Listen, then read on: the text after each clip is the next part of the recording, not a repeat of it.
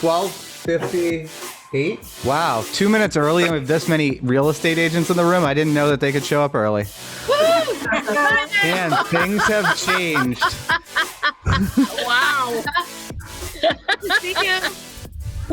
I love that, Ryan. What was I going to say? So I really appreciate you. If I sneak out, I do have an appointment that I got to get to, but I really wanted to see you and I wanted to kind of introduce you to those folks that may not know you. Yeah, no, there's a lot of new faces in here, so. Which I think a lot of people still do know you, regardless whether they were here with you or not. So guys, I'll share a little story with you guys, just because you guys are early, so you guys get the secret nuggets, right? But anyways, Ryan was my team leader, and I don't know if anybody knows the story behind it, but it was kind of cool. When I approached Mike Blood to learn more about Keller Williams, and he brought me over to Ryan Snow. The funniest thing, and there's no such thing as coincidence, I was actually, Matt and I were reading The Miracle Morning with Hal Elrod, the book, The Miracle Morning, right? So we're reading that, and next thing you know, I meet Ryan Snow. The first thing he does when he comes into the conference room, do you remember this, Ryan? No, you don't, right? He literally hands me The Miracle Morning for salespeople, right? And I'm like, why are you giving? Because I didn't know that he co-wrote this with Hal Elrod. And I'm like, well, we're studying Hal Elrod right now. And he's like, I wrote this book. And I'm like, this is kind of not a coincidence, right? Everything happens for a reason. Next thing you know, I joined, and Ryan Snow was an amazing team leader, amazing trainer. And Matt and I don't know if I call him amazing. Carrie wouldn't. Carrie, thanks for jumping in with that. Oh my God, I freaking love Ryan. Yeah, Lunch or something. Lunch, drinks. It was okay, right? Yeah, he was okay. We'll Yeah, give don't him get a me. Can you notice his head is growing? Woo. See, no, see the did redness? you notice, Jan, when I made the comment about real estate agents not being able to show up on time, I was talking about all the agents that worked there when I was there, like Ruth and Carrie. It's not even 1 o'clock right now. Oh, I love it. I'm getting here early. I was talking to Blaine Kelly. Kelly and I were on the phone. Shoving food in my face. But I love this. And Ruth is texting me. Kelly called. I'm talking to Kelly on the phone. So, hey, sorry. And I'm making a cup of tea right now. So when you're ready to start. See, Ryan, nothing's changed. She's going to make her cup of tea. She'll be back at 105. It's like an ALC meeting. Everybody come in and drop their notebooks and then leave the room, and I got to go collect them all. Hey, we've changed. Oh, my God. We worked on that. Mr. Phelps. What's up there, Mr. Snow? How are you, brother? Oh, Linda turned her camera on. Maybe Bill will, too. There's Bill. We don't want to see Bill. Uh-oh. But this is exciting. So a lot of you guys already know Ryan. For those of you guys that don't, just an amazing guy, great instructor, just a great all-around guy. And I'm super excited to have him back into our market center to teach social media, Ryan. Pretty cool, huh? Pretty cool to have you back. Yeah, It's fun to be back and see lots of familiar faces that I haven't seen in a while. Yeah. And a lot of people you don't know because I don't even know half the people. I'm like. That means you should get to the office probably there, Carrie. Oh, Ryan. I love it. All right. So with that said, Ryan, take it away. Awesome. Well, welcome, guys. Thanks for coming. I hope to make this something that's useful for you.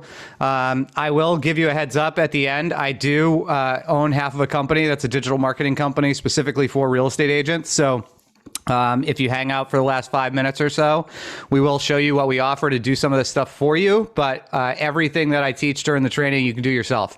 So you don't need us to do it. It's just if you're at a point and you're like, hey, this is a great idea. We should be doing all this stuff. But I don't have time, and that's why we're not doing it right now. We have an option for you guys to be able to do that. We've tried to make it super affordable because we want agents to be able to utilize it. So I'll give you that heads up. If at the last 5 minutes before then, you're like, hey, I have to bounce, and we're going to take some of the stuff and implement it on our own, great. I hope you guys got something useful out of it. And if you want some help with it, then just hang out at the end and I'll let you know. So, all right, we ready? Yeah, I'm going to cram an hour and 10 minutes of training into an hour like usual. All right, I'll mute myself so I won't talk. You'll still talk. You know that, right? Man, you'd think I hired her or something. You think? All right. Can everyone see my screen? So today we're talking about creating engaging social media, right? Because anyone can just post, but it doesn't do you any good. It doesn't get any business if nobody's engaging with your posts, if people aren't commenting, if they're not liking, and if you're not engaging with them.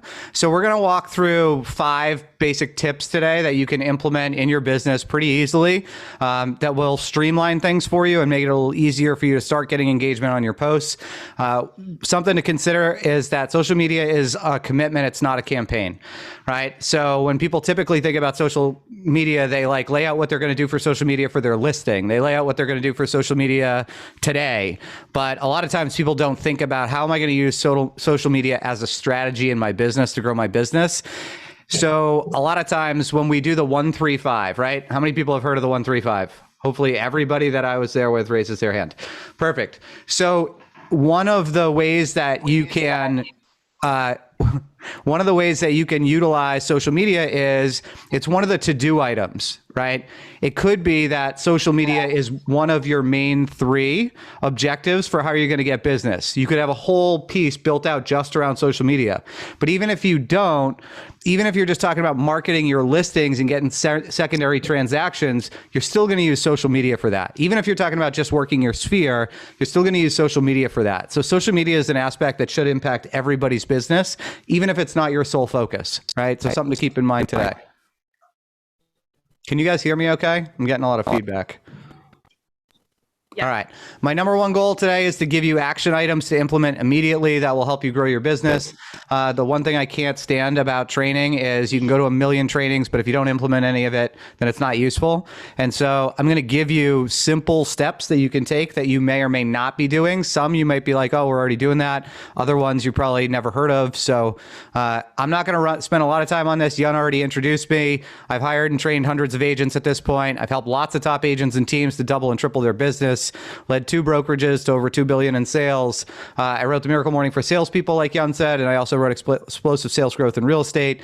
I did spend a couple of years after I left the Westford office traveling all over North America, teaching the Miracle Morning for salespeople one-day workshops. And we've now branched out into teaching the Explosive Sales Growth. Hold on one second, guys. Sorry, I'm trying to let people into the room. Here we go. All right. So this is part of the Explosive Sales Growth book. One of the chapters is on social media, and there's an entire focus on it. Social media, the number 1 mistake that agents make in social media is they think that it's a place for them to post their stuff, which it is, but that's not the most important. That's not the most useful part of social media. Really, the most important part of social media is no different than any conversation, right? It's about listening. You got 2 ears and 1 mouth, so we should be listening twice as much as we talk. And that's really how we build relationships. So how many posts you make doesn't determine whether or not your social media is useful. How many likes and comments do you leave every day on other people's stuff, right? How many private messages are you sending? That's how you're engaging and building relationships through social. And that's what I want you to focus on. So the easiest way to do that, right? It's about being social. It's about establishing new relationships. It's about rekindling old relationships and building trust and credibility with people, because most people are not going to buy or sell a home this year. Right? The average person is moving every 7 to 10 years, which means only 1 out of every 10 years typically is somebody going to be moving, anywhere from 1 out of every 8 to 10. Some will be faster than that. What's most important with the people that you have connections with is that you are connected with them enough that when they are thinking about making the move, that they're willing to reach out to you, or that you're so frequently in contact with them that you engage them like right at the right time, right? It shouldn't be like, whoops, I engaged with them at the right time. It's, I'm always engaging with them. So of course I'm going to hit them at the right time. So secret number 1 is about listening and engaging, not aimless scrolling. So the first step that I want you guys to take, and you can do this right on the call today. We're going to do a breakout. You're going to like start setting this up right away so that I know you'll implement it. And if you're on your laptop or computer, which you have to be for Zoom, this will be really easy. You're going to create your top 150 list. So I'm going to stop sharing for a second because this is where we're going to start. And let's just get an idea from the room. So if you could turn your video on for this part, it'd be super helpful. Some of you have it on. All right. How many of you have set up a friends list for your top 150 or your sphere already in Facebook? Wow. Like nobody. Awesome. All right. So I told you we would do something that would help you in social. And so what I want you to do is, the first thing we're going to do is you're going to open your Facebook, and I'm going to show you how and where to do this. And we're going to be able to start leaving 5 likes and 5 comments for these people. But the problem with doing this one-off, like just going into Facebook and going, hey, who do I leave a comment on? Who do I leave a like for? Is it's impossible to keep up with all of them. Like if you look at my Facebook, I have like 4,800 contacts on Facebook. If I were going to start selling real estate again tomorrow, most of those 4,800 people are not the people that belong in my sphere of influence or the people that I want to stay in contact with. They're not my leads.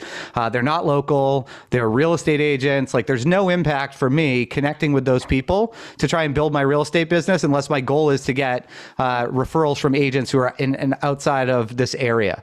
So the majority of people in my local sphere aren't going to see most of my posts unless I'm engaging with them. So we're going to talk about that piece in a minute, but over 70% of most agents' business comes from their sphere of influence. So what I want you to focus on is, how do you use Facebook? How do you use any of the social media platforms to stay in close contact with the people that are actually driving your business, your top 150 or your top 200 people? And the way that you do it is with friends lists on Facebook. So you can see on here, I've got one called Close Friends. On the list is 184 people. That's like my tight-knit community that I try and stay in touch with as frequently as possible. And the reason this is super helpful is I can look at what only those people post on Facebook. So I don't get distracted by like the 4,000 other people that have no impact on my business at all, right? And I have the ability to just connect frequently with the people based on what they're currently posting about. So I'm listening to what's going on in their life. I'm liking and commenting on their posts, and then I can message them directly about something that stands out that makes sense for me to engage with them for a conversation.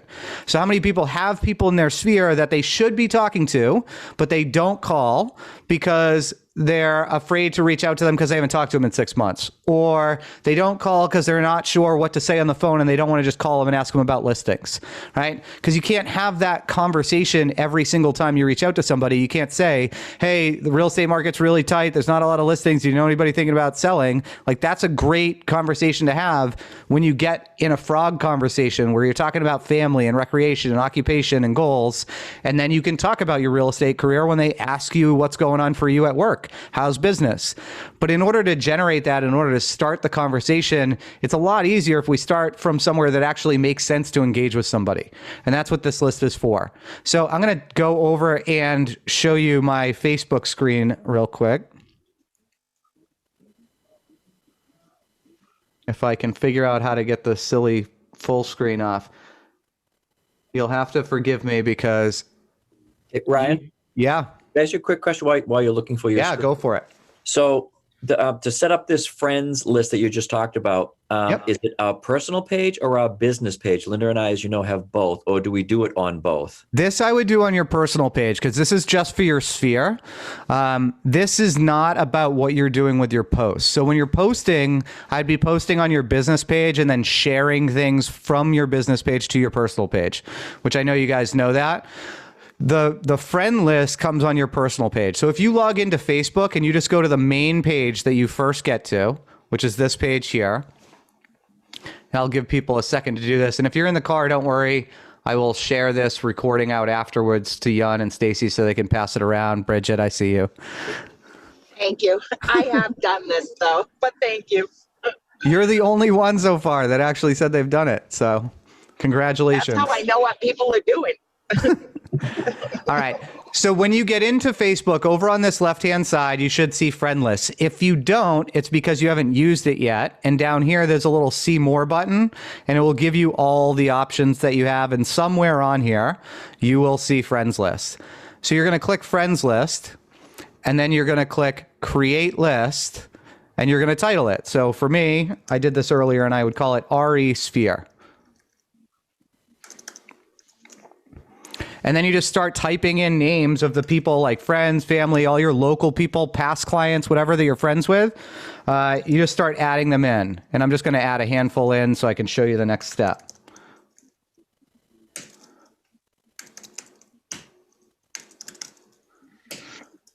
Let's add my favorite agents in the room here.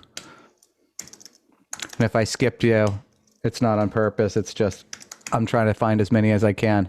Like Linda, how did you end up being like the 5th Linda down? All right. So all you have to do is start typing in their names, and then you're going to be able to just add a bunch of people to the list. It's that simple. If you have an Excel sheet in front of you, if you have them in a CRM, you could just go pull up all your Sphere people and run down the list, have 2 windows side by side, and just start typing their names in and hit create. Ryan, Yep. tell me again, where did you find do you start with friends or you start with groups? You're going to go to friend list. Friend list. Oh, I got to call this RE Sphere 2 because I already did this once. All right, I will go back to there, so don't worry. So when you click in on the left-hand side, who asked that question, by the way? Mary Forrester. Mary. So over on this left-hand side, what do your options say under your name? Under my name, it says friends, groups, pages, most recent favorites. Perfect. So then under that, you'll see a see more button. Yeah. Click see more and then keep looking down the list and you will see friend lists. Okay. Thank you. You're welcome. So then if I go back to friend list here, all I have to do is come back into Facebook, click friend list, and then I click the list that I want to work off of. So I do this in my other businesses as well. So I run a mastermind for people buying small businesses. It's our UA mastermind. So everyone who's a member in that mastermind is on my UA mastermind list.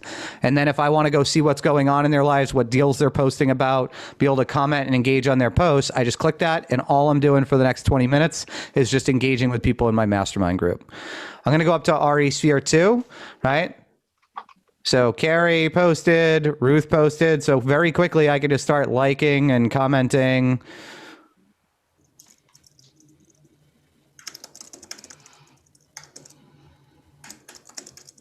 Ryan, what's the difference between the friends list and creating groups? Is it just specific to?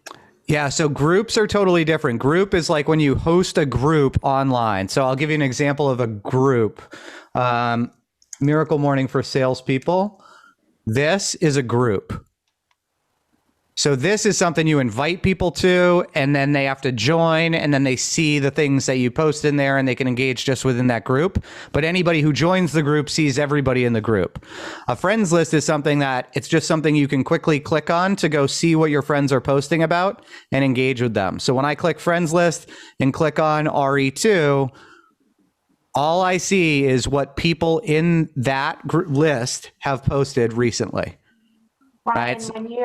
when Yep. you don't want to be in that and you just want to be like regular Facebook, do you have to like go in and out of that to get back to like your regular news feed with everybody, or how does that work? So all you have to do is go back up to your Facebook button up in this top left corner and hit the Facebook sign, and you're going to go right back to your main page.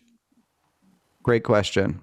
So this is the problem, right? Ryan Avizda is a real estate agent in New Hampshire. AdWorld's an ad. Eric Berger is in my UA mastermind. So if I were trying to generate real estate business, I have to go through all of these different posts. Amber Vilhauer lives in Arizona. Like, that's not going to help me. So we end up getting bogged down in all these other things that are not lead generation based. And so by having the friends list, I'm only engaging with the people that I'm trying to engage with when I sit down to work on lead generation through social media within my sphere or within my client database or whatever. You can make as many of these lists as you want, but I would just make sure that you have one for your top 150 people. Ryan, Yep. when you do make the friends list too, don't you get notified when those people do post? You can do that for anybody. So you can make sure Close friends. Yeah. Yeah. That's what I was. If you put them in close friends, you do. I don't know if you're going to want that. That might be too much noise for people. Right, with that 150. Yeah, I would just schedule your time in. I don't see a friend list option. I think we got through all these. Scroll down to Facebook, left-hand side, blah, blah, blah. All right, cool. So I'm just going through the chat. Any other questions on how to go about doing this? Ryan, is there an easier way to kind of like, I've been trying to put together people in lists where mortgage brokers are in one list. I have real estate agents in another list, and trying to get my admin to kind of put all that together with the almost 5,000 pretend friends I have. It's kind of hard. Like, is there an easy way to search? To search based on whether or not they Their are, occupation. no, No. That's what I thought. unfortunately. All right. Yeah, and I think it's great that you're trying to do that, like so that you can engage with all of them. But again, this top 150 list, or like all your past clients that you're friends with, that's your bread and butter right there. Cool. Thanks, Ryan. How do I want to rate Canva? I do not want to rate Canva. I love Canva.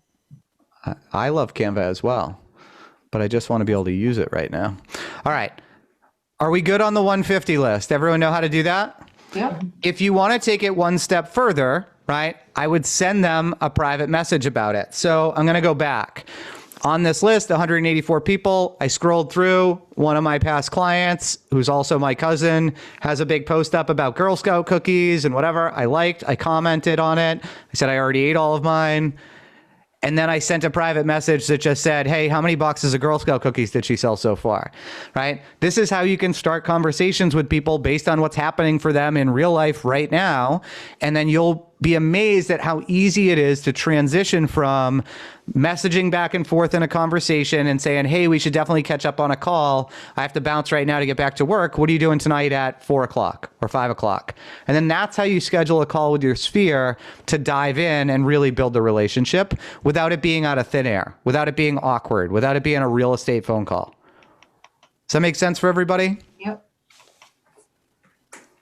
Cool. So step one, here's the thing. If you do just step one, you're winning. Like if you do nothing else in social media, that's what I would do. And that's why it's the first thing that I go over, because the most important part is that you're engaging with your top relationships who would actually send you business. Now, the other piece to this is it's really important that you choose your top 150 carefully. They are not your best friends necessarily. They are not your family members. They are who are people that are local, that either have worked with you in the past, would definitely work with you given the opportunity, or have referred business to you in the past, or would definitely refer people to you. Right? So maybe you only have 100 right now. Maybe you're just starting out and you have 75. Maybe you're new to the area and you don't have a lot. If that's the case, get to open houses, start meeting people, friend them on Facebook, and add them to your top 150. Right? You've got to figure out how to grow that list, but you don't need it to be 5,000. Right? This isn't like, hey, how many cold leads can we get on social? This is how do we engage with people on social? Most people, most salespeople, I should say, think that selling means closing.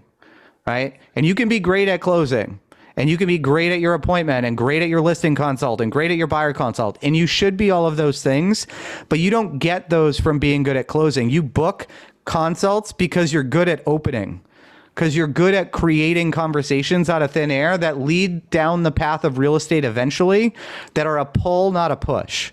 Right? Nobody wants to be pushed. Everybody loves being pulled into conversation. They all want to hang around with the person that they can engage with and talk with and feel comfortable with.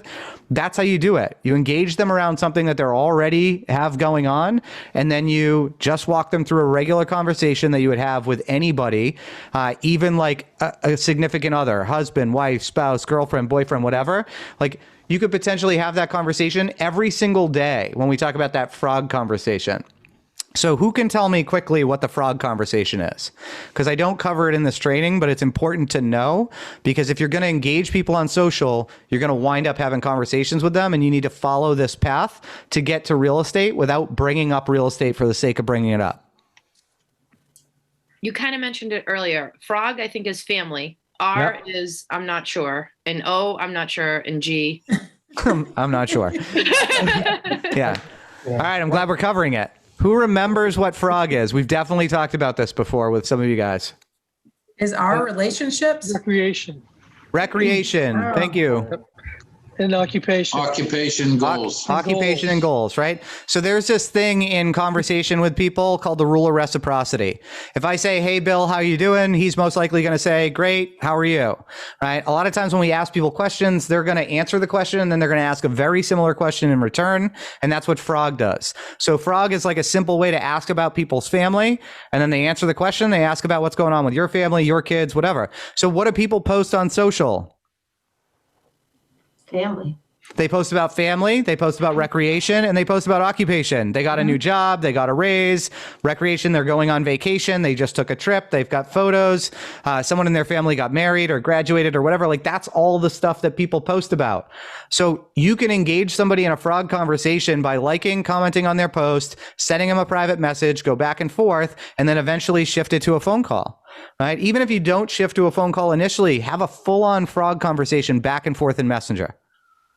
Because when they ask you about work, you're going to talk about how busy the market is and how great it's been working with sellers. And you wish you had more listings because you've got lots of buyers looking for stuff, right? Like, that's an easy way to start talking about real estate without that being the reason you reached out. I reached out to ask about Maggie's Girl Scout cookies, and now they're asking me about the real estate market. That's a way softer approach to be able to have real estate conversations with people than to have to like push an agenda on them. Mm-hmm. Right? And that's the objective, is engage through social media. Don't sell through social media, engage.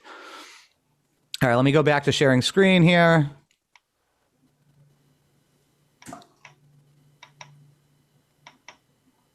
So are you maximizing your sphere, right? We talked about this already. Every 7 to 10 years, if 1 out of 10 move this year, that should be 15 transactions out of your top 150 people. And that's if they only buy or sell. If they did both, it would be 30. So I'm going to stop sharing here for a second again. And if your video's on, it's helpful for this. Or you can drop it in the chat if your video's off. But how many people would be happy with 30 sides this year from their sphere without having to spend money on marketing, right? Everybody in the room. So if all you did was this, right? This is a simple way to stay in front of these people without just drip campaigns on email, right? None of that creates relationship. This builds relationship. And relationship is what drives the business for you guys. Yeah, I think you should have emails going out to them. I think you should have social posts about what you're doing. I think you should have emails that go out to them. I think you should have mailers that go to your sphere. Anyone who's thinking about farming and sending mail out, if you're not mailing your sphere first, you shouldn't even be thinking about farming. Right? Because it is important that they know you're in real estate. But if they know you're in real estate from all that other stuff that's going out, you don't need the focus of every conversation you have with them to be about real estate. They already know you're in real estate. So then every conversation you have is about growing the relationship so that they would actually want to work with you because they're close to you. That's what's going to make them choose to work with you. All right. Any questions on that? All right. What if we take it a step further? So what if they sent you referrals? Because every one of these top 150 has a top 150. So if you multiplied that out, if everybody in your sphere also knows 150 people pretty closely, that's 22,050 people or 22,500 people, which means if 1 out of every 10 was going to buy or sell a home this year, there'd be 2,250 sides. And that's if they weren't buying and selling. If they bought and sold, there'd be 4,500 sides within 1 degree of separation just from your top 150 people, right? They're not going to all refer every single person that potentially could buy from you.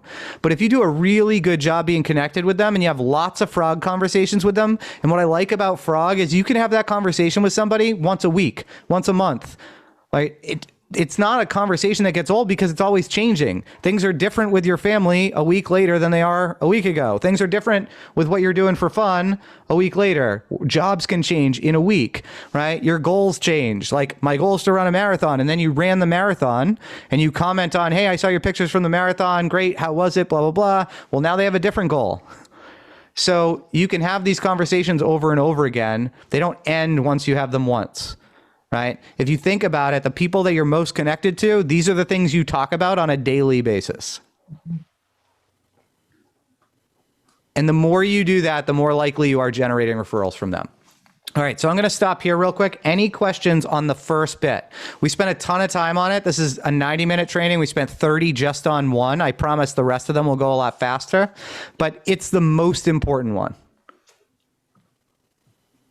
All right, cool. So social media mistake number 2 is inconsistent presence, right? So we were talking about the business Facebook page. If you don't have one, set one up. It's super simple. I'm not going to cover it in this class, but then how many times do you post on it? If you're not posting on it at least like 3 or 4 days a week, there's no sense in having it. So you have to post continuously or people don't engage with it because they don't see them. And then how many have a pattern or schedule, right? Do you post a listing of the week? Do you post a local event of the week? Do you have a restaurant rave that goes out frequently? Like what types of things and how frequently are you posting on it? And then create a schedule, because it's a lot easier to say, here's my 4 posts for the month, and sit down for like 1 hour, create the 4 posts, and then just drop them once a week or use a scheduler to drop them. You can even schedule them in Facebook. I can't remember if you can do that on Pages or not, but you can do it with your own personal social. You can schedule out your stuff that you want to post. I'm pretty sure you can do it on your page as well. You can do it on your business one too. Luckily, I don't do that anymore. We have somebody that posts all of our social media stuff. So that's the other piece. You could have a vendor that does that for you. You just write your 4 posts for the month and you say, hey, go post this stuff. So it's about making sure that you're present with them frequently, though. So how do you do this? You have a social media calendar, right? So if you've got 4 tips that go out every month, 4 listing posts that go out every month, 4 whatever posts, you want to schedule those out like Monday, Wednesday, Thursday, Saturday, or whatever you do. Only about 7% of all people in your friends list are going to see your posts. How does Facebook determine what 6 or 7% are actually going to see them? Anyone know?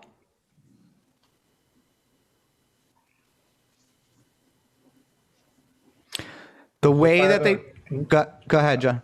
I was going to say, is it by the level of engagement? It's by the level of engagement from the people that are engaging with your other stuff. So who do you think are going to be the most engaged people on Facebook of your posts? My sister. It's going to be whoever's posts you engage with the most. Mm-hmm. So why did we create whoever you talk to? Yep. So why did we create the top 150 list first? So you can talk to them. Yeah. Because if you're not engaging with their stuff, they don't see your stuff. So if we want anyone to see your posts, we want the people who are in your top 150, the people who are most likely to drive business to you, to see your posts. The way that we ensure that that happens is we engage with them on their posts and we message back and forth with them. By the way, Facebook owns Messenger. They know that you're messaging, so they're going to show your post to the people that you're messaging back and forth with. If you're liking and commenting and they're liking your comment, then that's an engagement with your stuff. So then they're going to see your post. So if you want your top 150 to see it, go engage with their stuff on a regular basis, right? Get your audience to engage. And the other piece is the reason this whole training is focused on Facebook is because you have to master one social network. Like posting once on LinkedIn, once on Facebook, once on Twitter, once on Instagram for the week or month does not drive engagement. It does not drive business. Yeah, you're hitting more different audiences, but that's not helpful. What's helpful is people knowing that you're the person of choice. And so that comes from repetition. So if they're only seeing 7% of your posts and you're only posting like 100 times a year, which is once every 3 or 4 days, then what are the chances that they're going to see enough posts when they're thinking about buying or selling to actually like go, oh yeah, Carrie is an agent. I see her stuff everywhere. Right? They're not going to. So you have to be posting at least a few times a week. So what can you post about, right? Because the next piece is like, well, how am I going to post several times a week?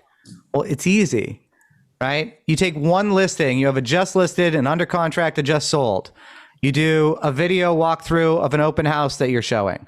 You tour a house before you show it to a client and you do a video walkthrough of that. You give a client success story because that's what people are going to connect with.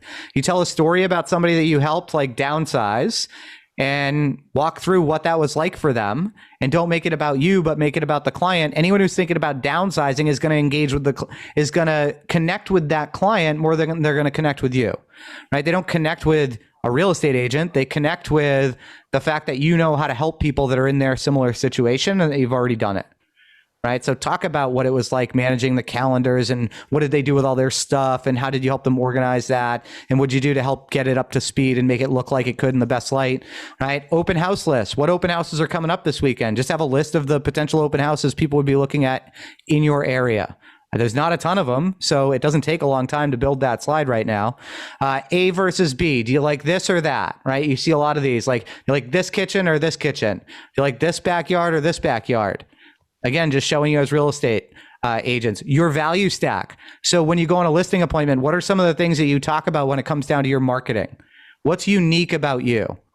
Let's talk about this one for a minute, right? If you were sitting with a listing client and you were explaining your marketing plan to them or what you do differently from other agents, what are some of the things you would talk about?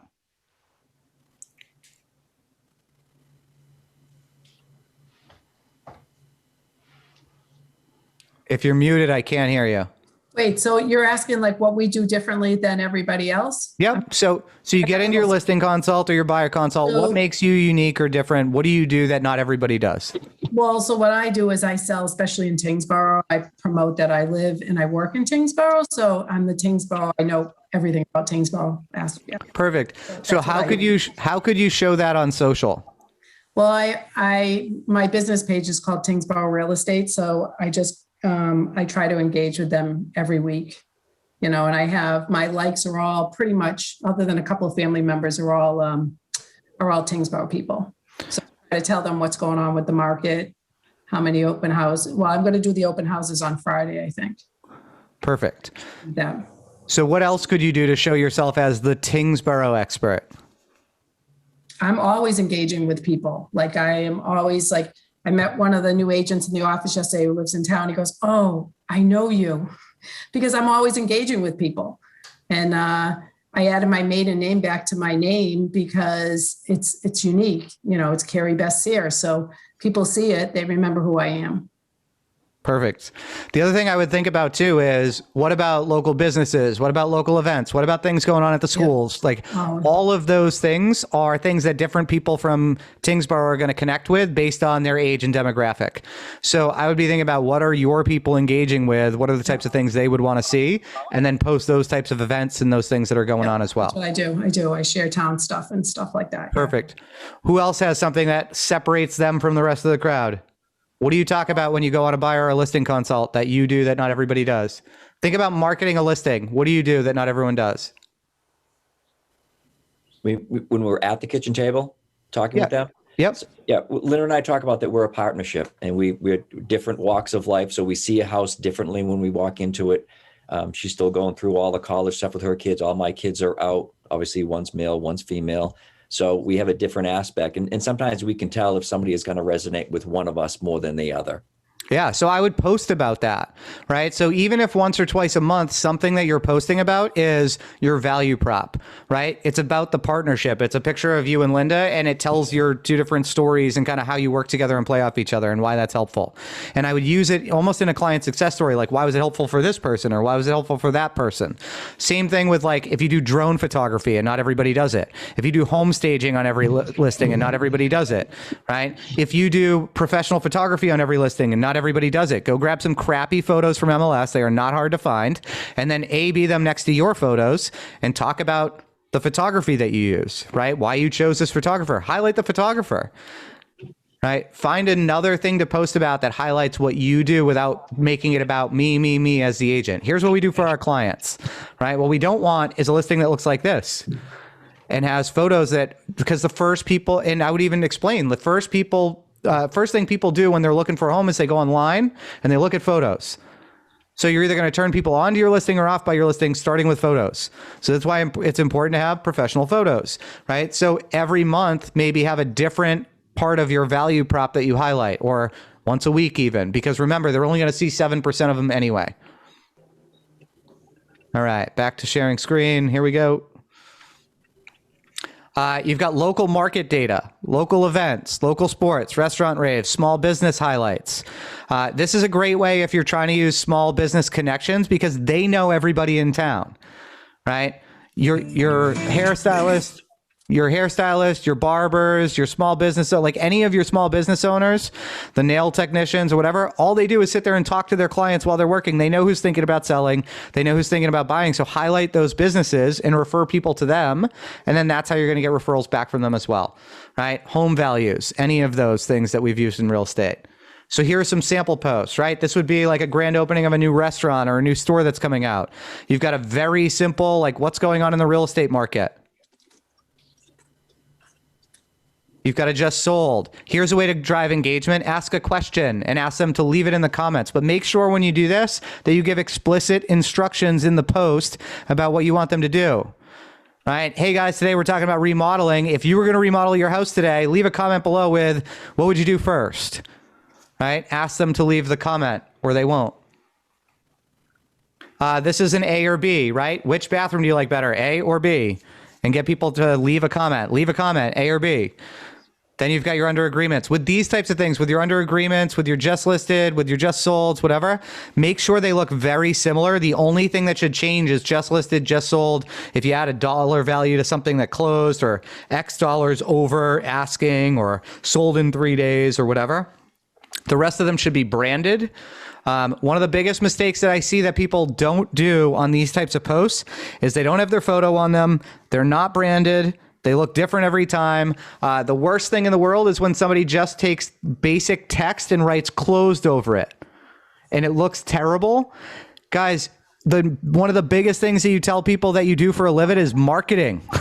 You market their listing and then you take this gorgeous photo and you take this ridiculous little piece of text that looks terrible. It looks like no thought went into it and you just throw sold over it. And you're like, hey, my profession is marketing. All right, well then we should look like our profession is marketing. All of your posts should. And then make sure your email and your phone is there because you've got a couple different options here, right? With these types of posts, you can do one of two things. You can drive them to the listing landing page where you're going to do a lead capture. You're going to get their name and email address. If that's what you're doing, if you're trying to drive online leads, then you don't have to necessarily give your name and phone number and email on everyone, just your name, just brand it. But if your goal is not to have to work 100,000 different Facebook leads and your goal is just to get people to reach out to you, then put your name and email on there and say, or just your phone number or just your email and say, hey, email me for details or call me for details. And that's going to drive incoming as opposed to you having to reach out to every single person that signs up with their email. You're going to get less leads that way, but what do you think the level of interest is if they actually call you or they actually send you the email? They're more likely going to turn into business and you're not going to have to chase. So you've just got to decide which one makes sense for you. Are you trying to drive a ton of leads and put them into your automated campaigns, which is a good idea too, and you can do both, right? But on the ones that you want to drive engagement from your social people, the top 150 lists that are seeing your post and engaging without you boosting on them, give your name and email, make it super simple. Say, hey, call me if you or you know somebody that would want to see this property, right? Or if you want more info. Seller tips, right? What should they do when they're preparing? Because those people who are commenting and liking on those, what do you know about most of those people? If they found that tip helpful, they may be thinking about selling, right? Or if you do it on buyer tips or things like that. The 1, 2, 3, and 4, same as the AB.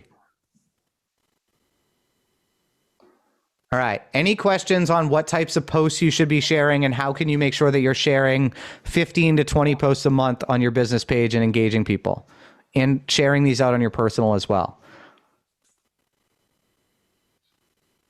Thoughts, questions? We're definitely going to get interrupted in a minute because my minions have just arrived home from school. Oh, God, they're getting so big. I know. It's ridiculous. God. All right, no questions. We're good to move on. Guys, if you can unmute to ask a question, because it's hard for me to see the chat when we're going through the slides. Social media mistake number 3, using bad or irrelevant stock content. Hi, buddy. So number 1, national market statistics, right? I see these come out a lot because you can grab them off things that are easy to grab. So I see people posting them from, what's that social media company that a bunch of people use? Keeping Matters Current. Keeping Current Matters. Yeah, KCM, which they have a lot of cool stuff that all depending on how you write the post can actually be engaging. But anything like national market statistics, unless it actually has an impact on people like mortgage rates and things like that, don't post it. It's a waste. I know when I was at KW, we had the same thing, like the email newsletter that went out was all based on national statistics.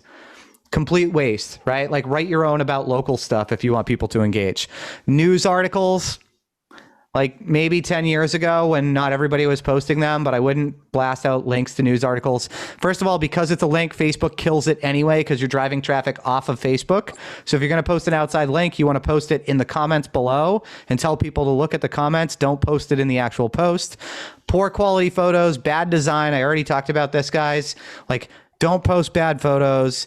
If you don't have professional photos done, or you're not like a very good photographer, right? And I don't mean like you think you're very good, but other people have like commented on how amazing your photos look. If you don't have those, then don't post them on social to get engagement. Definitely don't use them in ads. And if you have bad design, if you're just doing the silly little like closed text in like Print Shop Deluxe or whatever on top of your photos still, don't use that either. So Canva has a lot of really cool stuff that you can use that's really simple to use. Go into something like that, set them up there. All right. Social media secret number 3, make sure it's local. Make sure it draws attention. So super quality photos, those shots with the nighttime stuff with all the lights on in the house are great. The ones with like the really blue sky backgrounds, things that would stand out. If you've got an amazing listing, if you've got renovated kitchens, renovated baths, like those are things that people are going to engage with. The second thing is please only give one call to action. It's hard enough to get somebody to take action in the first place. Don't give them 4 different options about how to reach out to you. You either want them to go to a lead page and put in their email address, or you want them to call you, or you want them to email you, or you want them to come meet you at the open house. Don't put in all of them. Don't give people options. They'll choose none, right? One way. Ask engaging questions. And then tell them what to do, and then make it personalized and use emojis. The more it looks like a post and not an ad, the more people are going to engage with it. All right. Any questions on that piece? I told you we'd be going faster through the next few. All right. I say one thing on that, like what I've learned is short is better. You know, you don't want to put something that's like way too much text or an article that's like way too long because people, you know, lose their train of thought after about 30 seconds. Exactly. We're going to look at that right here. Right. Here's one. Great. No, it's perfect. Perfect segue. All right. Thanks, Carrie. I told you were going to mute and still talk, but I'm into it. No, I unmuted so I could talk, you know. I can't help myself. I know. I love it. All right. It would be boring if I'm the only one talking. I hear my voice too much anyway. All right. This one has great photos, right? It has fairly good design. Here's the problem. There's no call to action. Nothing. So what's the point? There is none. Long paragraph. Nobody's reading this. I promise you. That's not why people are on Facebook. They didn't come here to read a book. They came here to look at stuff, right? If you give them one line and something you want them to do, they might actually do it. Here, send me an email if you want the full details. And you give like bullet points. Here's one. Great photos. House looks great. Looks staged. Needs more pictures. There's nothing to click on here. See the +6 at the bottom of the first post? If somebody clicks that to see the other photos, that's engagement as far as Facebook's concerned. And so more people are going to see this post because it had engagement. That's why there's 88 other people who liked or commented or whatever, because the pictures are good and because more people engaged. And so Facebook kept showing it to people. Over here, I don't have to click anything. I can see all 5 pictures without having to click anything. So if I don't want to see like one of these blown up, I don't click. The branding's not very good. It has great photos, but needs more. There's no call to action again, and it's a long paragraph that nobody's reading. Over here, the third one on the right, great photos, uses emojis, bullet points, no call to action. So you could do a bunch of things right, but you're not generating any incoming calls or any incoming emails from it. And the whole point is to drive incoming business. So make sure you have a call to action. All right. Questions again on posting. Anything? Last chance.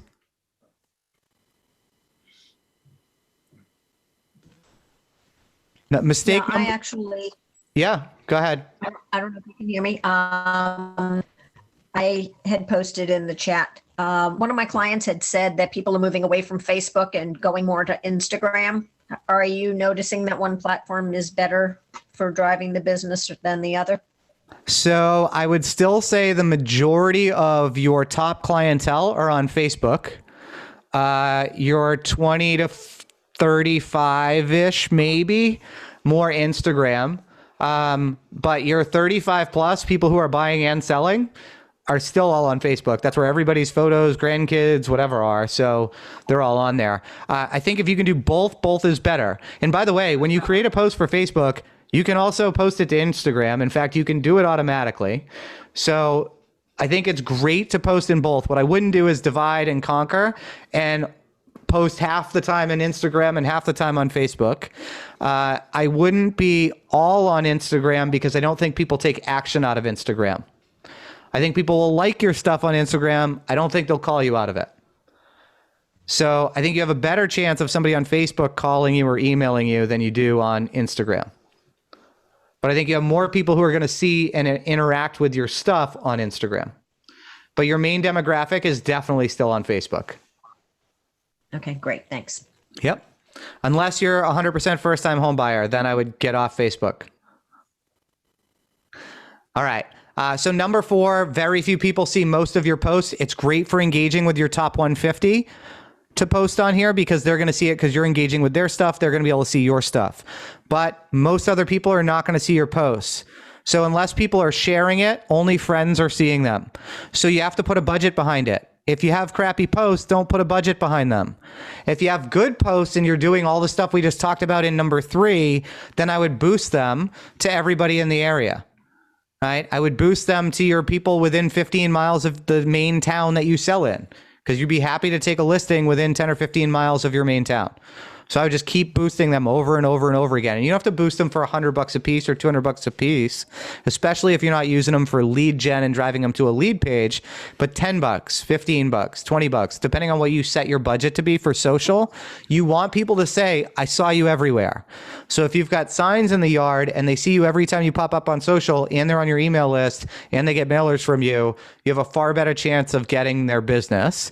And so boosting on social is a very inexpensive way to reach a ton of people still, especially if you have engaging posts. If you don't have engaging posts, if you're not getting engagement from your own sphere on it, then I wouldn't boost it. So how do you decide what to boost? You boost the one that's getting the most engagement. So look at the stuff that's getting organic engagement and then boost that one for 10 or $15 in the area that you want to get business. People spend money on leads that are hard to convert, right? How much do you spend for a Zillow lead these days? Like $100, $125 for a Zillow lead? Stop giving them your money. They are your competition. Spend $10 to boost a good post that's getting organic reach and get engagement from other people in the communities you want to work in and engage with them. And if you do that from your business page, which is the only way you can boost it anyway, as soon as people like or comment, you can then invite them to like your business page. You can like their comments and you can message them directly from the comments and it shows up in their inbox like you're their friend, even if you aren't. So make sure you're doing all of those things. If you start getting them to engage with your posts, make sure you're engaging with them like you would with your sphere. Right? Small budgets are going to create big opportunities in social. You boost 1 or 2 of your best posts for the week. You post in local groups, not just real estate groups, right? Things about local small business, things about your community group. You tag other people in your posts who engage with you frequently, right? What would Gary Vee do? That's what you want to think about. So if you haven't watched a Gary Vee training ever, go watch a 10-minute training of his and you'll know everything you need to know about posting on social. You'll listen to this and you'll listen to that and you'll go, hey, jab, jab, jab, right hook. The whole point is every post can't be an ask. You have to actually give value. So give your tips, give your stuff that they engage with, give the fun stuff, give your client success stories, give those things. Then ask them if they know anybody who might be thinking about buying or selling because the market's really tight and there's not a ton of listings for your buyers. But you have to have enough jabs in there. Carrie, yeah. Gary Vee's on TikTok. I freaking follow him on TikTok. He's really, really good. Yeah, he's everywhere, by the way. He's on YouTube. He's on TikTok. He's on Facebook. So wherever. He does a lot of lives on TikTok. Yep, a ton of stuff. Yeah. All right, effective boosting. Invite everyone to like your business page that likes or comments on your posts. Minimum $15 to $25 a week. Even if you spend $100 a week, it would be impossible for you not to make that money back. That's $5,200 a year, right? That's like a half a listing commission or a third of a listing commission. So make sure you're getting your stuff in front of Target, 15 miles around your local town. Boost posts based on engagement. By the way, anything you do about a listing or about home values has to be boosted to all age groups. You can't target stuff that's real estate based without boosting it to everyone. If you want to boost something that isn't a real estate ad, if it's not a listing, if it's not a home valuation, if it's a tip, if it's a which photo do you like better, 1, 2, 3, or 4, those do not have to go to all age demographics. They are not selling real estate. And so you may get flagged by Facebook and say, we can't post that. All you have to do is apply to have them look at it again and review it and just give them a reason. Hey, I know a ton of the stuff that I post are real estate listings. This is not a listing. This is just out there for engagement with the people who like my business stuff. That's all. Social media mistake number 5. I hate this one the most. If you're doing this, stop. Like nothing else you got from this matters if you're doing this. Sending traffic away from yourself. Linking out your listing to Zillow or Redfin. I can't tell you how many agents I see posting, hey, check out my new listing, and they post it to Zillow, who then steals their leads and tries to sell them back to them, right? You might as well give all your leads to another agent in the area or pay for all of your own leads. Giving away leads and then paying $100 each for them makes no sense at all, right? Here's examples. This happens all the time. For more infos and pics, visit this. You click this link, and it takes you to Zillow. Don't do that. Over here, I believe Zillow's time may be up. Their inconsistencies are unreliable to clients, blah, blah, blah. And then they post to Realtor.com instead. What does Realtor.com do? They capture all the leads and they sell them to people. Stop sending them away. If you don't have a website set up, give your phone number for more info. Give your email for more info. If you have a website set up, send them to your own website. Or send them to listings to leads landing pages or whatever and get an email capture going. I don't care how you capture them. Just don't send them to a third-party website that is then trying to sell the leads to other people, right? Zillow removed my listings and removed all my past sales. We closed 137 units and they're trying to ruin us as agents. Be careful who controls your info, guys. Stop sending people to third-party sites. Zillow's a broker now, right? Would you redirect your traffic to Coldwell Banker's website so people can see your listing? No, then stop sending them to Zillow and Realtor. You guys understand my rant at this point? Can Yes. I stop ranting yet? Yes. No. Somebody will still do it, I guarantee it. Number 5, if you're going to build an audience, you need to have your own website. You need to send your audience somewhere. So if you don't have a website, to your own phone number, to your own email address is fine. Definitely not your competition. You must have saved links for custom search results. So if you're going to use your website, your own website, make sure you have a website that allows you to create links for like homes with between like 400 and 500,000 in Tingsboro. Because when you have a listing there, if somebody doesn't like that particular one and you want to send them there, don't just send them to your one listing, send them to the list of all the homes in that price point that are on your website so that they can go through all of them and they stay on your site. If you only send them to your listing, if they don't like the listing, they go back to Zillow, they go back to Redfin. So you want to make sure to keep them engaged, right? List with me and buy with me pages. Make sure you have your value prop broken out on your website for why people should work with you as a list agent or a buy agent. And then make sure to use email capture for free buyer stuff like free buyer guides, free listing guides. These don't have to be 20 pages long, by the way. It can be a 1-page document with useful tips on things people should be thinking about when they're buying or selling. Top 10 things you should do as a buyer, top 10 things you should do as a seller, and then have an email grab so that they get it sent to them automatically. You can do that with listings to leads. It's like $40 a month to have a thing set up with them. And you just grab all their emails and dump them right into your CRM and put them in the drip campaign. All right. 5 things you should take away from this and do every day. First, you have to set up your top 150 list. That's a one-time thing. You don't have to do it every day. Do it once. Go in there and like and comment on 5 posts every day. Post on your business page, if not every day, then 3 or 4 times a week. Message 5 people in Facebook Messenger every day. Schedule 1 call from those 5 messages. Somebody's going to engage back and forth with you. Don't get in a 20-minute conversation back and forth on Facebook Messenger. Say, hey, I have to run. I'm still at work. But let's talk. Let's get on a phone and actually have a conversation. Like, when are you around this afternoon? Would 4 or 5 be better? Or, hey, is tomorrow or Thursday better? Or is today or Thursday better for you? And then schedule 1 meeting. Meet up with somebody for coffee, even if it's not a listing appointment. I don't care. Get face to face with people. Even if it's a Zoom chat, that's still better than a phone call. Like, do something to get face to face with people. All right. I'm going to stop here for a second. Any questions on the 5 things you need to be doing every single day? By the way, I love that I have to flip back and forth through multiple screens to see everybody that's on the call.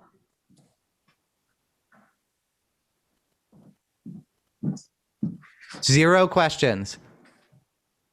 So either people are lying or I'm so good at training. You are good. You're so good, Ryan. But quick question. Why do you Yes. recommend boosted posts versus doing a specific sponsored ad? Do you see that the sponsored ads are getting kicked back with Facebook a lot more now?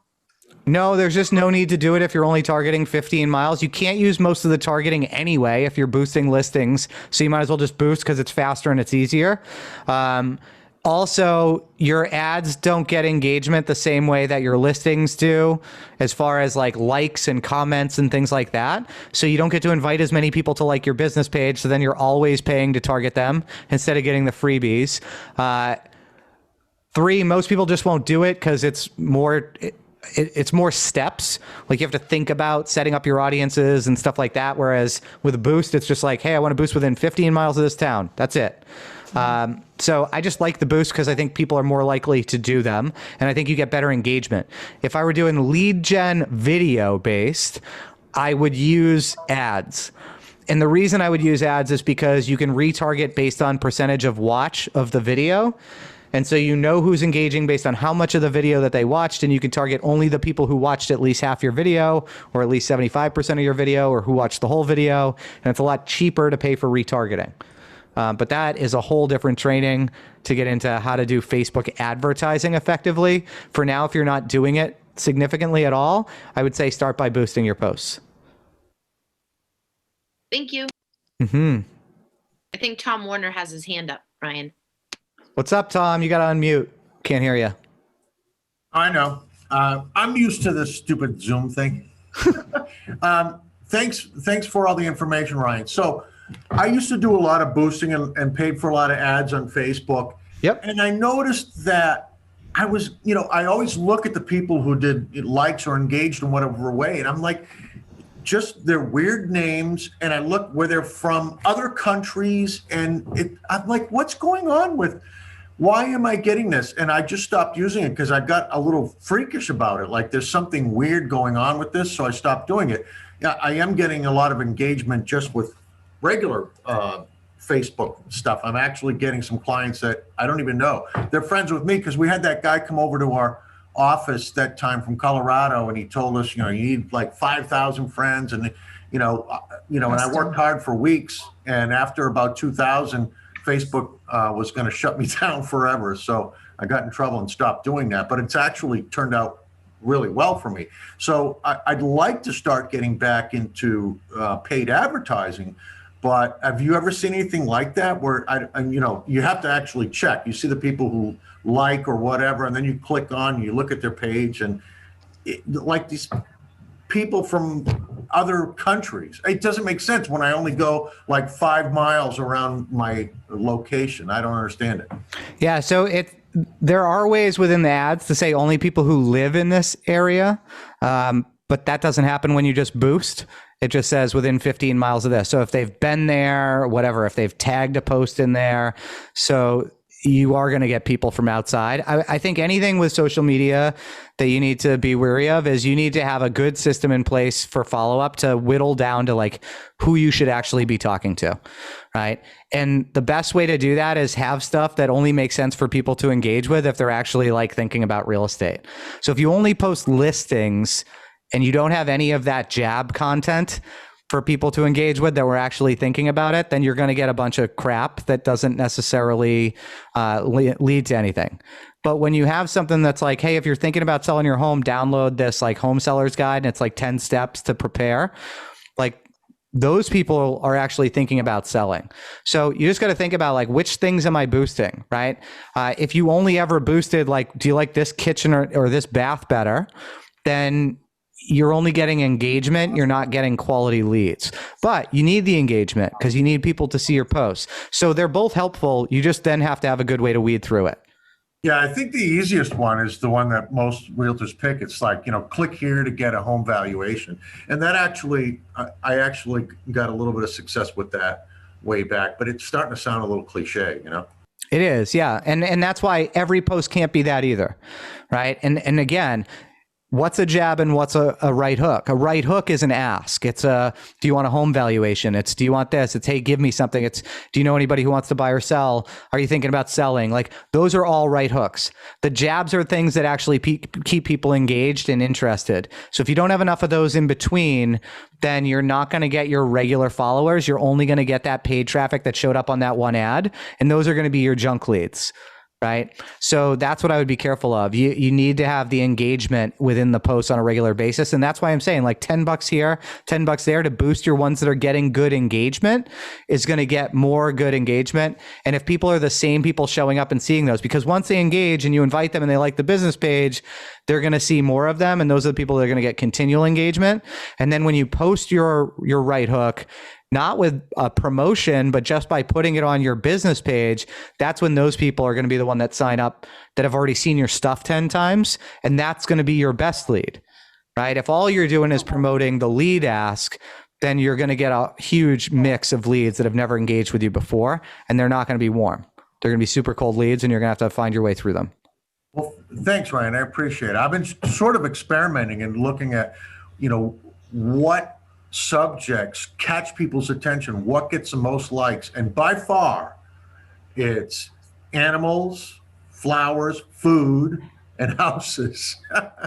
Yep. Yeah. And I any of the things that you like doing, post about those too, because if you love hiking, other people that love hiking are going to engage with you, right? And even boosting that within 15 miles or 10 miles of where you live.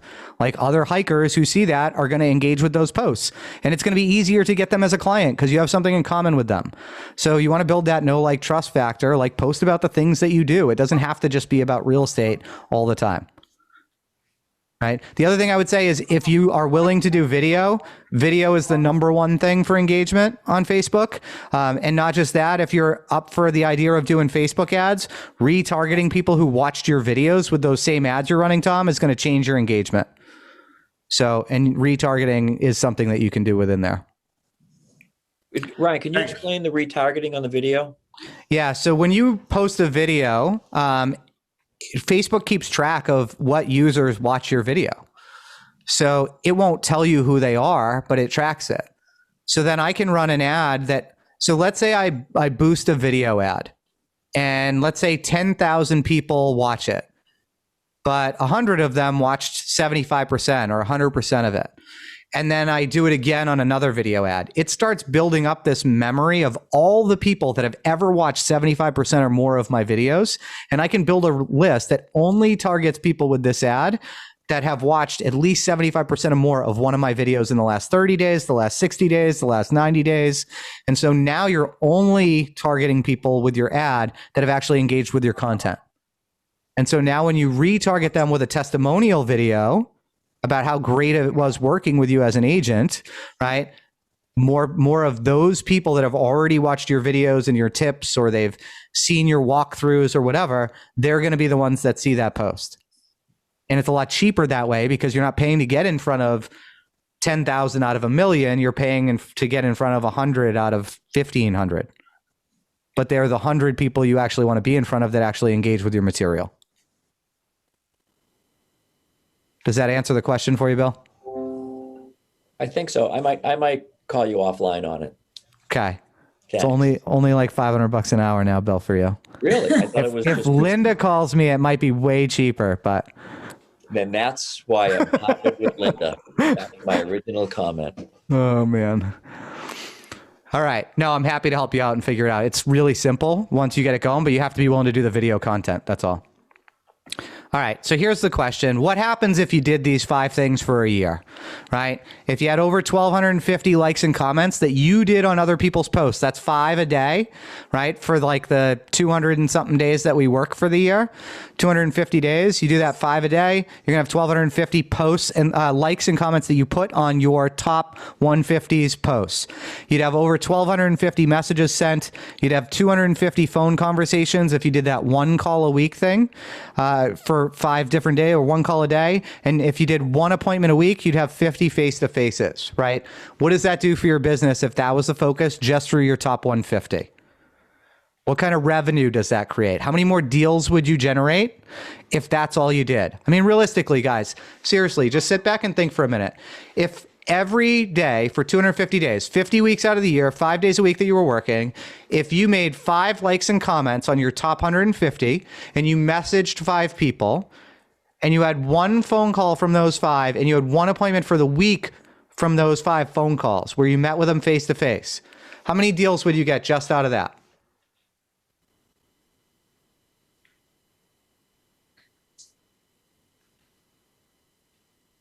If you got it, everybody you called and you got a deal from.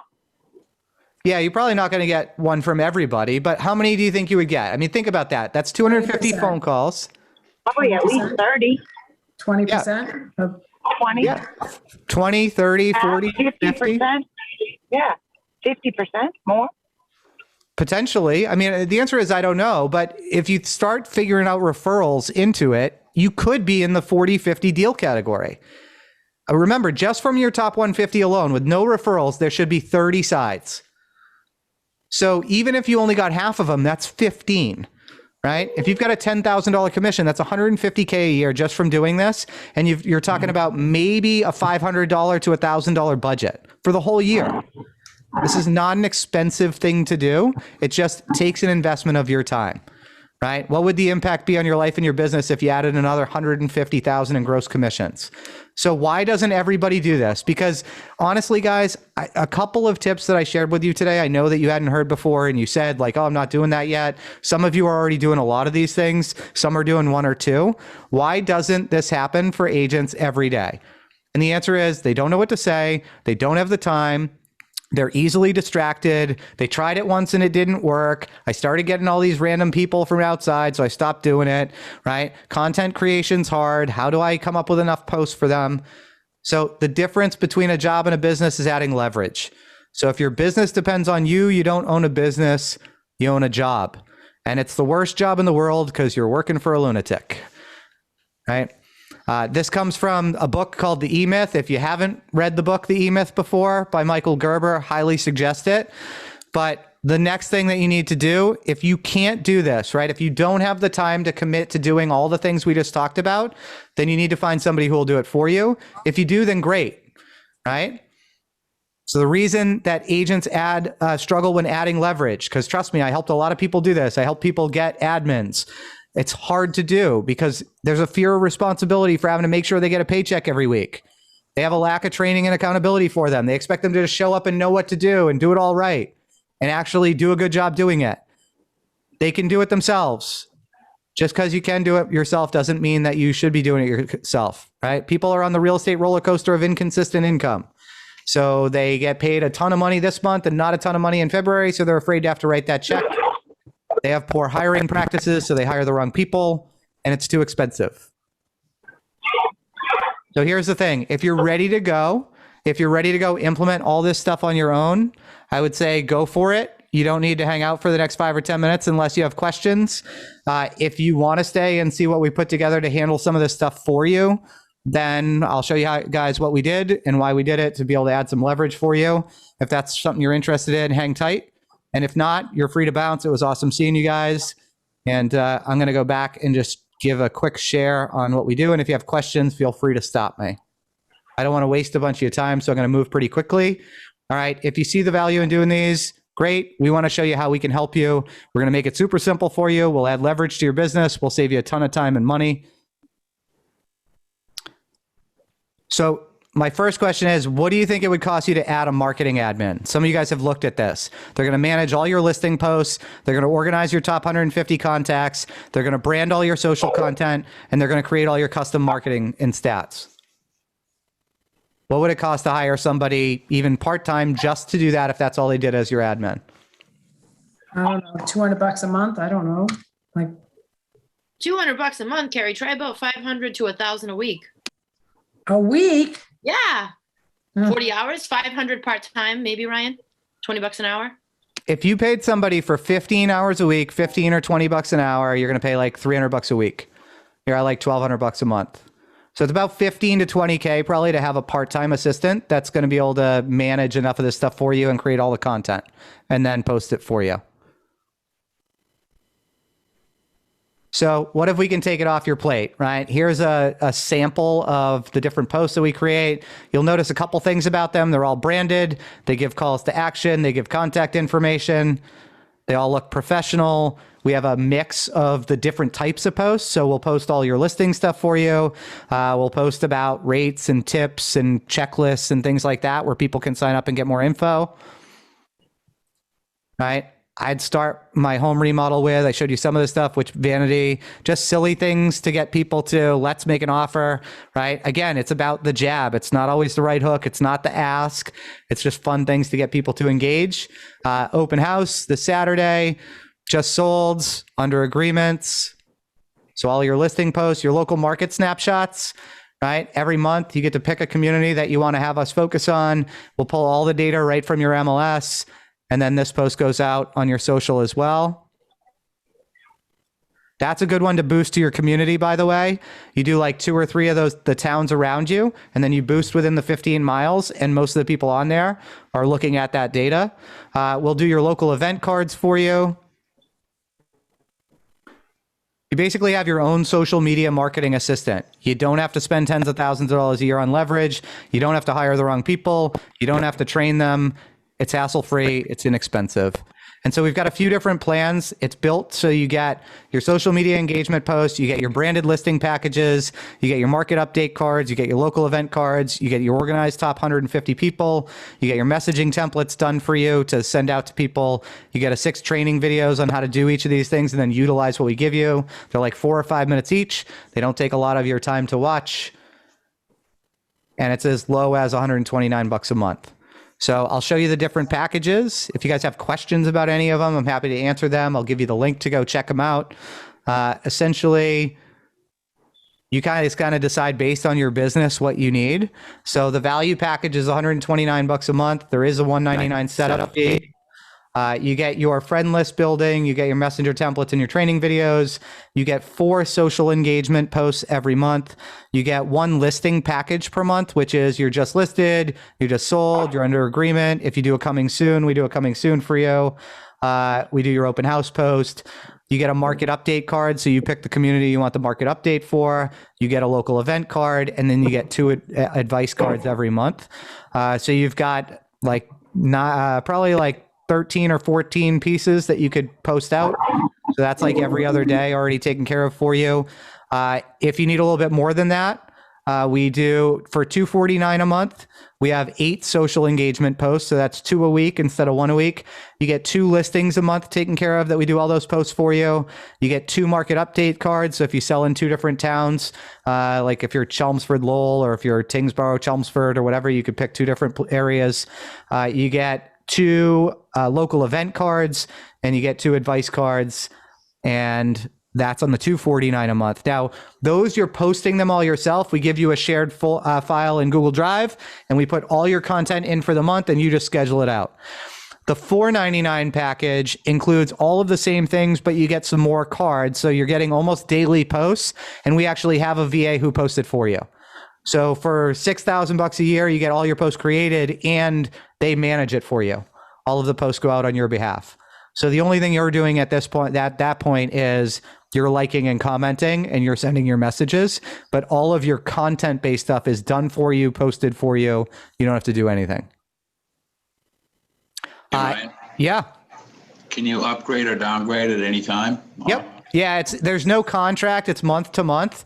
We want to make sure you guys are getting what you need. So if you start on one package and it's not enough, or if you start on the package and you're like, hey, I love it, but I don't have as much that I need to post, I want to downgrade for the next few months or whatever, you can do that.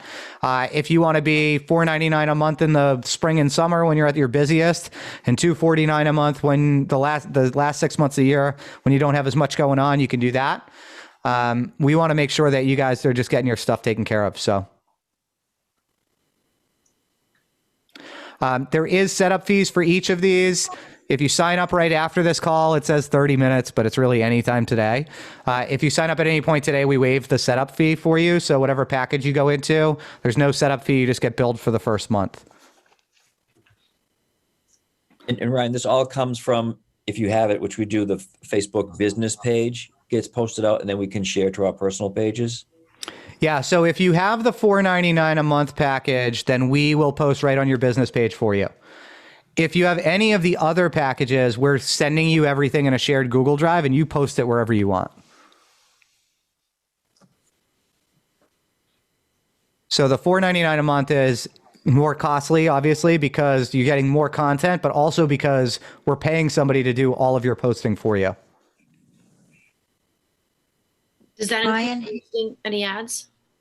No, we don't do any of the ads. Although, again, this really comes down to you deciding. So what I would do, if you want to do the boosts and ads, what I would do is I would say, hey, I'm going to get all this stuff posted for me. And then you look and see which one's getting the most engagement, and then that's the one you boost. Then you go boost it for 10 or 15 bucks. If you wanted to build out a custom package, Kelly, if you're like, hey, I want to do the $4.99 a month, but I also want to do some ad management, we can do that. It's just not one of the standard packages. But we'd be willing to do that if you were like, hey, I want to spend like $100 or $200 a month on boosting. We could have somebody watch the engagement and do the boost for you just based on whatever budget you set. We would just increase the monthly fee based on that. And then how do you differentiate? Because you're obviously doing this for a lot of realtors, right? How do you differentiate between each person, each brand, messaging, and tonality that goes along with what you're putting together? Yeah, great question. So most of it is going to be, most of our clients are in the $249 package. There's a handful of people in the $499 that like need the VA that's doing all the posting for them. So that person's going to be able to have a conversation with us to talk about like, exactly what should this look like. We're going to say, hey, here's like 5 posts we'd post this month. Like the first couple months, we're going to kind of learn the personality, and then the posts are going to go based off of that. So you're going to get more engagement from the people. Everything in the 129 and 249, once your stuff's set up and your branding's done, everything's pretty automated on our end because all the posts that we're putting out are basically the same for you every month. Right? It's your branding doesn't change, whatever. The listing changes, we're swapping out photos, but that's about it. If we're writing the post for you, then that's why it costs a little bit more money, because we're going to have more conversations with you and make sure it aligns with what you're looking for. So Ryan, are we given like a deadline that we need to get you everything by? And like, how does that work with us getting you the information about the coming soons and the just listed and everything? Great question. So it's about a 24 to 48 hour turnaround. We try and do them in 24. That's not always possible. Typically with the VAs, we have multiple VAs, so it's usually possible. Especially if you get us like the paragraph, the bullet points you want in there and whatever, we will ask for that because they won't have a way to turn that around for you. But if you just get us the bullet points you want on your listing stuff, we can spit them out pretty quickly. So we just need photos and whatever the bullet points are that you want in there and your call to action. All of your branding stuff's already done. So we're just dropping in the photos and then we're done. So we can turn them around pretty quickly. All the other stuff is whatever you want it to be. Like we can create a social media calendar with you and say, if we're doing your posting for you, that I want, all right, so if you're in this $499 package, for instance, you get 12 engagement posts, which are just like, do you like the A or the B? Do you like 1, 2, 3, or 4? LMAO, let's make an offer, right? Like those types of posts. What days do you want them to go out? You just tell us and then we space them out. So the only ones you really have to engage with us on is the listing posts, and you get up to 3 listings a month. You can carry up to 1 over. So if you only have 2 listings 1 month, but you have 4 another, we'll do 4 1 month and 2 the other. So yeah, you get a fair amount of like back and forth if you need to, and we can pretty much spit them out in a day or 2. It really comes down to you getting photos. And we do grab access directly from MLS so that we know when they go under contract and stuff. So you don't even have to notify us. As soon as you mark it contingent, we can mark it. You can tell us, do you want it to be marked when it goes contingent or UAG? And that's when we'll make the next post. So we don't even have to go back and forth for every change. When you mark it closed, we'll do a just sold. Ryan, if you start off with a lower value package and then at some point decide maybe you want to go to a higher level package, is there going to be a new setup fee?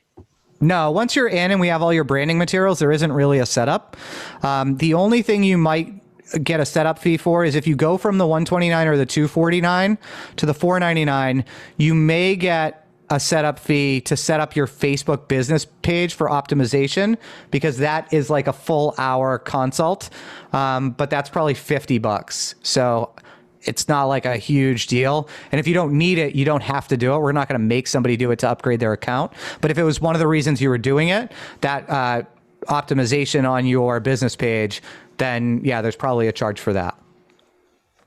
But no, we want people to upgrade, so we're not going to whack them with charges that would make them choose not to upgrade. How do you handle security issues? Giving passwords and stuff and doing that? Yeah, so what you would do is you'd want to set up the dual authentication so that you're going to get pinged to your cell phone a 6-digit code. So what we're going to do is we're going to text you anytime we know we need to get in, because every once in a while it's going to kick our VA out. So you're going to get a text from us saying, hey, we need the code to get back into your account.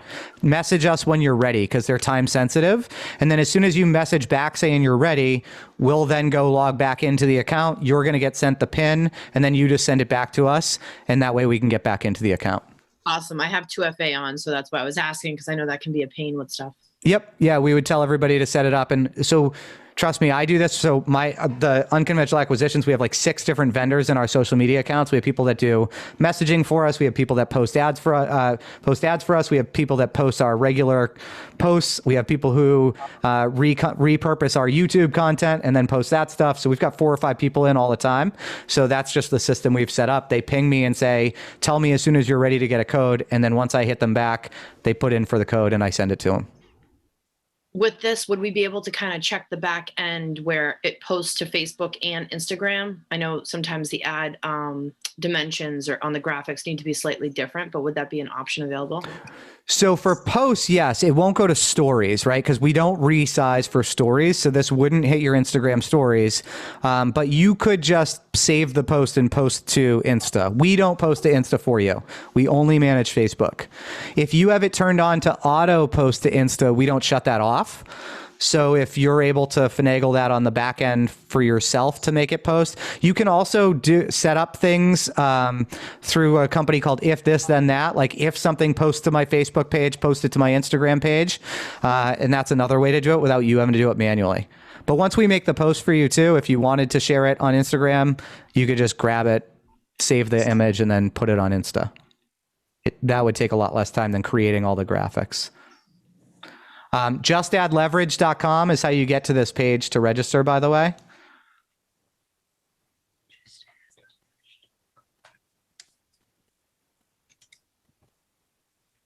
And if anybody needs that in the chat, I can put that in there, but.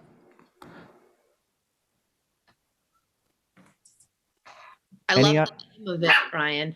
What's that? Just Add Leverage. Love it. Yeah. It's something I wish I could get all agents to do, is add leverage at some level. So whether it's somebody doing their paperwork for them or handling marketing for them, so they would just go out and have conversations with people thinking about buying and selling. That's the key. Do I come to mind? Is that what you're saying? I would never have been looking at you when I said that, and Ruth.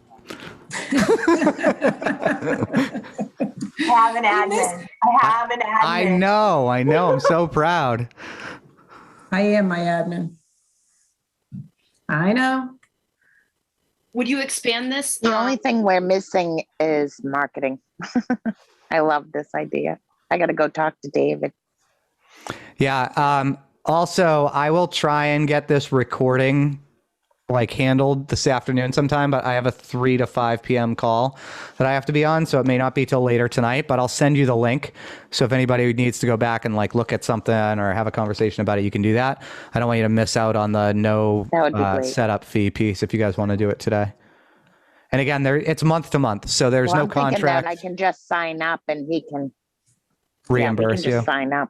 I could Yeah. just sign up and then, well, yeah, even if we, you know what I mean? And then we Switch can it upgrade. later. You said we can upgrade it each month, right?